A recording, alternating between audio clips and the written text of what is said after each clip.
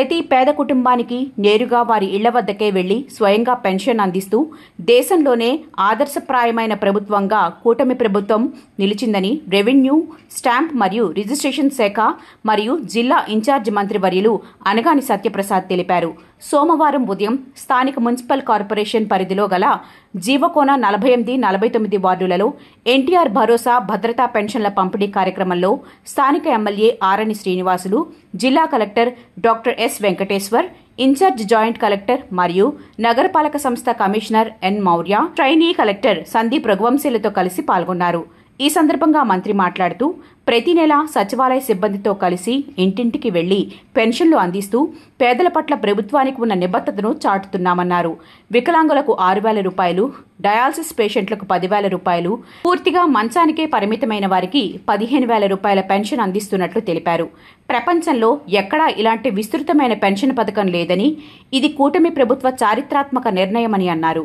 గత 17 నెలల్లో రాష్ట్ర వ్యాప్తంగా దాదాపు 51,000 కోట్ల రూపాయలను పింఛన్ల రూపంలో పంపిణీ చేశామన్నారు. తిరుపతి జిల్లాలో ఒక నెలకు 2.62 లక్షల మందికి సుమారు 113 కోట్ల రూపాయల పెన్షన్లు అందిస్తున్నామన్నారు. ఇది పేదల పట్ల ప్రభుత్వానికి ఉన్న పెద్ద మనసుకి నిదర్శనమన్నారు. ప్రధానమంత్రి గారి 2047 వికసిత భారత్ లక్ష్యాలకు అనుగుణంగా ఆంధ్రప్రదేశ్ను కూడా సువర్ణాంధ్రప్రదేశ్గా తీర్చిదిద్దడమే ప్రభుత్వ లక్ష్యమన్నారు. ఇటీవల విశాఖపట్నంలో జరిగిన సిఐ సమిట్లో 12 లక్షల కోట్ల రూపాయల పెట్టుబడులు, 6 లక్షల ఉద్యోగ అవకాశాల ప్రకటన ఒక చారిత్రాత్మక ముందడుగని తెలిపారు. రాష్ట్రాన్ని 3 జోన్లుగా Visakhapatnam zone, central zone, Rayalaseema జోన్గా విభజించి సమగ్ర అభివృద్ధి ప్రణాళిక అమలు చేస్తున్నామని చెప్పారు. ముఖ్యంగా తిరుపతి కేంద్రంగా రాయలసీమ జోన్ను స్పిరిచువల్ టూరిజం ఇండస్ట్రీతో అభివృద్ధి చేస్తామని తెలిపారు. నాయుడుపేట, సూళ్లూరుపేట వంటి ప్రాంతాలలో ఎలక్ట్రానిక్స్, ఏరోస్పేస్ పరిశ్రమల ప్రోత్సహించనున్నట్లు తెలిపారు. తిరుపతి చుట్టుపక్కల నూతన టౌన్షిప్లు, కన్వెన్షన్ సెంటర్లు, టూరిజం హబ్లు ఏర్పాటు చేయడానికి కేబినెట్ ఆమోదం కూడా లభించినట్లు చెప్పారు. మౌలిక సదుపాయాల అభివృద్ధి ద్వారా ప్రజలకు హ్యాపీ, హెల్తీ, వెల్తీ వాతావరణం కల్పించడమే ప్రభుత్వ లక్ష్యమన్నారు.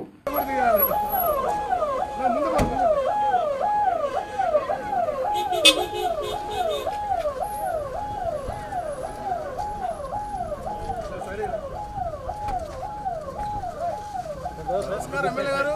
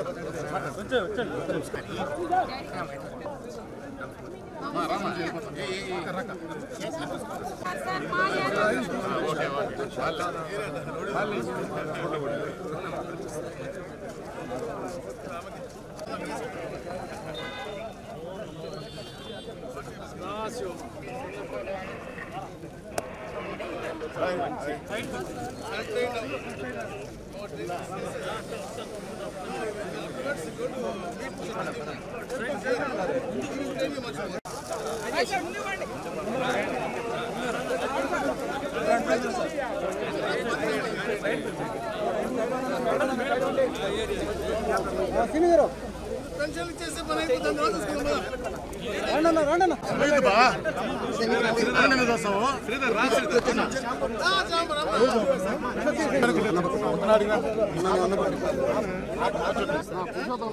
ఎన్నికి ఓకేనా,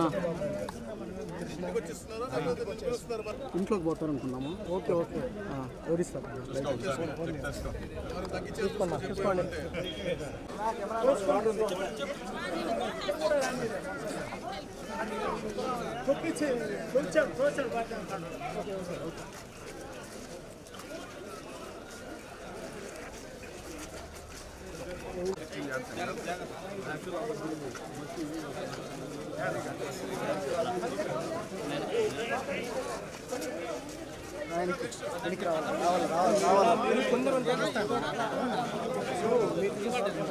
గౌరవ ముఖ్యమంత్రి గారు చంద్రబాబు నాయుడు గారు ప్రమాణ స్వీకారం చేసిన తర్వాత ఒక్క సంతకంతో పేదలకైతే పెన్షన్ ఇస్తా ఉన్నారో 3,000ని 4,000 రూపాయలు చేసి పేదవారి యొక్క కళ్ళల్లో ఆనందం చూడాలి అని చెప్పి ప్రతి 1వ తారీఖుకి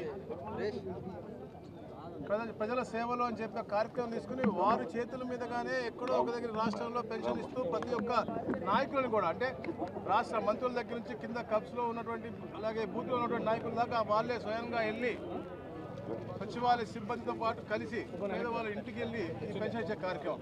అదే కాకుండా ఏదైతే వికలాంగులు ఉన్నారో వాళ్ళకి 6,000 రూపాయలు, అలాగే డయాలసిస్ పేషెంట్కి 10,000 రూపాయలు, ఏదైతే మంచానికి పూర్తిగా ఉండేటటువంటి విభిన్నమైనటువంటి ఇబ్బందులను కలిగిన వాళ్ళందరికీ కూడా 15,000 రూపాయలు. చరిత్రలో ఎప్పుడు కూడా ఎవరు ఊహించని విధంగా ఈ ప్రపంచంలో కాదు ఎక్కడ కూడా ఇలాంటి స్కీమ్ లేనటువంటి పరిస్థితి. అభివృద్ధి సంక్షేమం రెండు కళ్ళగా భావించే కూటమి ప్రభుత్వం తప్పకుండా పేదవాడికి ఎక్కడ ఇబ్బంది జరగకూడదనే లక్ష్యంతో ఈ యొక్క పెన్షన్ కార్యక్రమం అంటే గత 17 నెలల్లో దాదాపుగా 51,000 కోట్ల రూపాయలు ఈ రాష్ట్రంలో మనం పెన్షన్ ద్వారా పంపిణీ చేసామంటే మనం ఆలోచించాలి. కేవలం ఈ మనం చూస్తామంటే తిరుపతి జిల్లాకి 2,10,000 మందికి 113 కోట్ల రూపాయలు ప్రతి నెల మనం ఇస్తూ ఉన్నామంటే ప్రభుత్వానికి పేదల పట్ల ఉన్నటువంటి ఒక ప్రేమ అభిమానం. అలాగే రాబోయే రోజుల్లో కూడా ఏదైతే ఒక కాంక్షిస్తూ ఉన్నారో ఒక స్వర్ణాంధ్రప్రదేశ్ అని చెప్పేసి అలాగే వికసిత్ భారత్ అని చెప్పేసి ప్రధానమంత్రి ఎలా చెప్తా ఉన్నారో ఇది కూడా మన ఆంధ్ర రాష్ట్రం కూడా 2047 దాకా కల్లా ఒక అద్భుతమైన లక్ష్యానికి వెళ్ళాలని చెప్పే లక్ష్యంతో ఒక మార్గదర్శకం చూసుకుని ముందుకు వెళ్తూ ఉన్నాం. మొన్న మనం సిఏ చూసాం విశాఖపట్నంలో, చరిత్రలో ఎప్పుడు లేని విధంగా 12 లక్షల కోట్ల పెట్టుబడులు, అలాగే 16 లక్షల మందికి ఉద్యోగ అవకాశాలు. అట్లా ఒక మార్గదర్శకం చేసుకుని రాష్ట్రాన్ని అన్ని కోణాల్లో 3 జోన్లుగా విభజించి మనకి విశాఖపట్నం జోన్, రాయలసీమ జోన్, అలాగే సెంట్రల్ జోన్గా పెట్టుకుని అది ముఖ్యంగా రాయలసీమ జోన్లో తిరుపతి సెంట్రిక్గా అంటే ఈ తిరుపతిని మనకి స్పిరిచువల్ టూరిజంతో పాటు మనకి ఇండస్ట్రియల్స్ కూడా దగ్గరగా అంటే నాయుడుపేట, సూళ్ళూరుపేట వచ్చి ఇంకా ఈ రాయలసీమ ప్రాంతాల్లో వచ్చే వివిధ రకాలమైనటువంటి మనకి ఎలక్ట్రానిక్ పరికరాలు అవ్వచ్చు, లేకపోతే ఏరోస్పేస్ అవ్వచ్చు, అంటే ఏదైతే అనుకూలంగా ఉందో అవన్నీ కూడా చేసుకుని తిరుపతి సెంట్రిక్గా ఈ జోన్ని డెవలప్ చేయాలని చెప్పేసి గౌరవ ముఖ్యమంత్రి గారు కాంక్షించారు. దాంట్లో భాగంగా కూడా తిరుపతిలో మనం ఇప్పుడు చూస్తా ఉన్నాం నూతనంగా కొత్త ఫ్యాక్టరీస్ కూడా కొత్త పెట్టుబడి కూడా బాగా వస్తూ ఉన్నాయి, అందరికీ కూడా ఆకర్షిస్తూ ఉన్నాం.